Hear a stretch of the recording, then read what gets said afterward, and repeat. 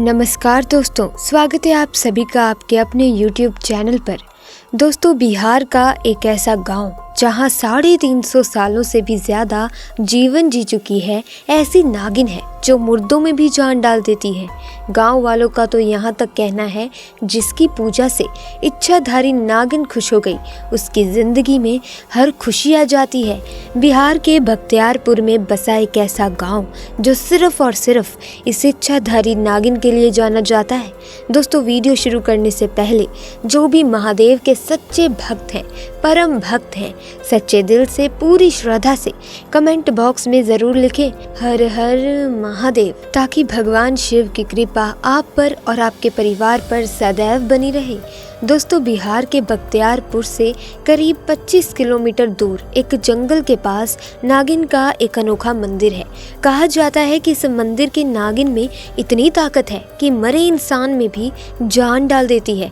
ऐसी ही चमत्कारी घटना इसी गांव में रहने वाले 16 साल के सोहन के साथ घटित हुई। सोहन जब करीब 14 साल का था तो उस समय एक कारखाने में आग लग जाने के कारण उसके माता पिता की मृत्यु हो गई थी। सोहन की एक छोटी बहन थी जो करीब 13 साल की थी और एक छोटा भाई भी जो करीब 8 साल का था। अपने दोनों भाई बहनों की देखभाल की जिम्मेदारी सोहन पर ही थी। सोहन की बहन अपनी माँ की तरह ही भक्ति भाव में लीन रहती थी। वो हर रोज़ नागिन के मंदिर में अपनी भाई की खुशी एवं लंबी उम्र की प्रार्थना करती। कम उम्र में ही सोहन एक सेठ के यहाँ कोयला खदान में कार्य करने लग गया था। दरअसल उस सेठ का एक मुंशी था जिसकी निगरानी में ही सोहन और अन्य मजदूर काम करते थे, परंतु वो मुंशी बहुत लालची किस्म का था। सेठ की नजरों से बचा कर कुछ कोयले की बोरियां वो खुद ही बेच दिया करता था और उससे मिलने वाले पैसों को अपनी जेब में रख लिया करता था। एक दिन सेठ ने जब खाते पर नजर डाली तो उसे कुछ गड़बड़ नजर आई और उसने कहा कि कुछ बोरियों की चोरी हो रही है। अगर तुमने पता नहीं लगाया कि गड़बड़ कहाँ है तो मुझसे बुरा कोई नहीं होगा। मुंशी डर गया। फिर उसने सोचा, अगर मैं सेठ को गुमराह कर दूं और चोरी का इल्ज़ाम किसी मजदूर पर लगा दूं तो शायद मैं बच जाऊं। और अगले दिन उसने अपने 2 खास आदमियों से कहकर रातों रात कुछ कोयले की बोरियों को अजय नाम के मजदूर के वहां रखवा दिया और अगले दिन सेठ को ये कह दिया कि हमने चोर पकड़ लिया है। अजय गरीब मजदूर था, सोहन का अच्छा मित्र था। सोहन के सामने सेठ ने उसे बहुत बुरी तरह मारा और नौकरी से निकलवा दिया। सोहन जानता था कि उसका दोस्त निर्दोष है, परंतु उस समय वो कुछ कर नहीं सकता था। एक दिन सोहन जब काम कर रहा था तो उसने देखा कि जो कोयले की बोरियां ट्रक में जानी चाहिए थी सेठ के स्टोर के लिए, उनमें से 4 बोरियां अलग से रखी गई थी। वो ऐसे रखी गई थी कि किसी की नजर में ना आए। जब सोहन मुंशी के पास गया ये बताने तो मुंशी ने उसे डांट दिया और कहा, अरे तुम अपना काम करो, हम रखवा देंगे। सोहन को अब मुंशी पर शक हुआ। उसने उस पर नजर रखनी शुरू की। तभी उसने देखा कि मुंशी ने एक छोटी गाड़ी में उन 4 बोरियों को रखवाया और उस गाड़ी से एक आदमी ने उसे कुछ रुपए दिए और मुंशी ने उसे अपनी जेब में रख लिया। सोहन अब समझ चुका था कि जो चोरी कर रहा है वो कोई और नहीं बल्कि मुंशी है और आरोप उसने मेरे दोस्त पर अजय पर लगवा दिया। ये बात सोहन ने खुद चुपचाप जाकर सेठ को बताई और जब से सेठ को इस बारे में पता चला तो सेठ ने भी अपने खास आदमी को अगले दिन मजदूर के रूप में वहाँ भेजा। तो मुंशी का सारा भांडा फूट गया और वो पकड़ा गया।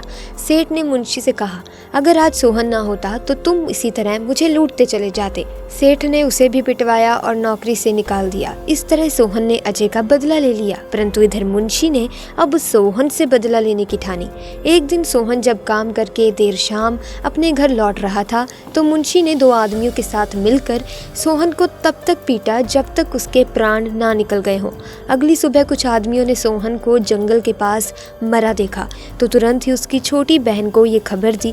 अपने भाई की ऐसी हालत देखकर सोहन की बहन की आंखों से आंसू रुकने का नाम नहीं ले रहे थे। पहले माँ बाप उससे छीन लिए गए, अब उसका बड़ा भाई भी। अपने भाई को लेकर नागिन के मंदिर जा पहुंची और प्रार्थना करते हुए बोली, मेरे माँ बाप के बाद मेरा बड़ा भाई ही सब कुछ था। हे नागिन, मैं अपने भाई के लिए तुमसे रोज प्रार्थना करती थी, अगर तुम सच में हो तो मेरे भाई को जीवन दान दे दो, नहीं तो मैं भी तुम्हारे मंदिर में अपने प्राण त्याग दूंगी। तभी आसमान में बिजली कड़की और एक आवाज़ आई कि बेटी, तुम्हारा भाई गहरी नींद में था। उसकी दोनों आंखें खुलती हैं और वो अपनी बहन से बोलता है कि तुम क्यों रो रही हो। अपने भाई को जिंदा देख सोहन की बहन अपने भाई को गले से लगा लेती है और रोने लगती है और नागिन को धन्यवाद देती है। उधर जब मुंशी किसी काम से घर से बाहर जाता है तो रास्ते में उसे एक बड़ा सांप डस लेता है और मौके पर ही उसकी मौत हो जाती है। दोस्तों, कहते हैं सोहन के साथ घटित ये घटना न केवल बख्तियार के गांव में बल्कि आसपास के गांव में भी फैल गई। इसके बाद लोगों के बीच नागिन के मंदिर के लिए भावना मजबूत हो गई। आज भी दूर दूर से लोग नागिन के दर्शन करने के लिए उस मंदिर में आते हैं और मन्नतों का धागा बांधते हैं। तो दोस्तों, आपको ये घटना कैसी लगी? अगर वीडियो अच्छी लगी तो वीडियो को लाइक करें, शेयर करें। ऐसे ही वीडियोस की अपडेट पाना चाहते हैं तो आप हमारे चैनल को सब्सक्राइब कर सकते हैं, बेल आइकन को प्रेस कर सकते हैं ताकि नए वीडियोस की अपडेट आपको सबसे पहले मिले। आपका बहुत बहुत धन्यवाद।